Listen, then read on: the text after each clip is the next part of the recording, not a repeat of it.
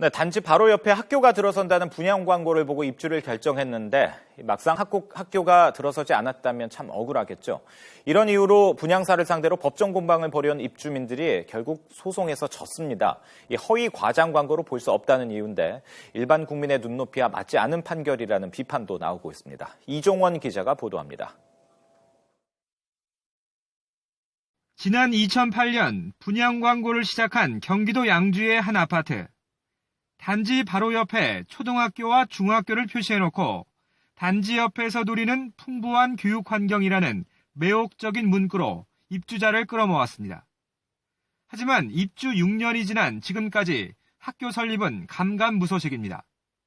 알고 보니 학교 용지로만 지정돼 있을 뿐 예산 등의 문제로 설립 여부는 확정되지 않은 상태였습니다. 결국 초등학생들은 700m, 중학생들은 1.8km나 떨어진 학교에 다니게 되자 입주민들은 허위 과장 광고로 손해를 입었다며 분양사를 상대로 소송을 냈습니다. 초등학교 여기서 걸어가려면 애들 걸음이니까 15분 걸어가죠. 중학교는 멀어요. 걸어서 갈 그게 좀 힘들죠.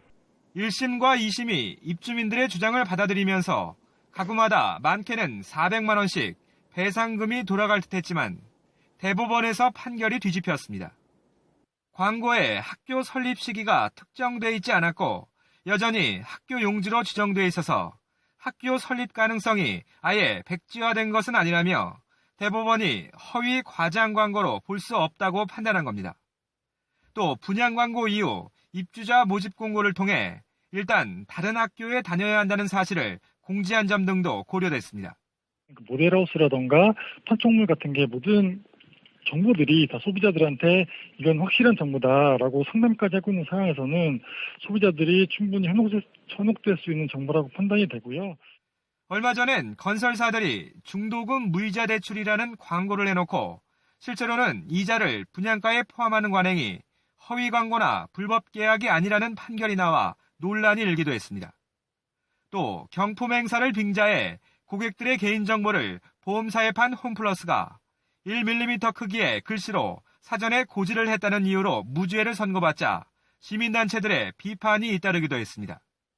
이처럼 법을 잘 알지 못하는 소비자들이 광고나 약관 등을 꼼꼼하게 살펴보지 않았다는 이유로 패소하는 판결이 잇따르면서 재판부가 지나치게 대기업의 잣대에서 판단하는 것 아니냐는 불만이 나오고 있습니다.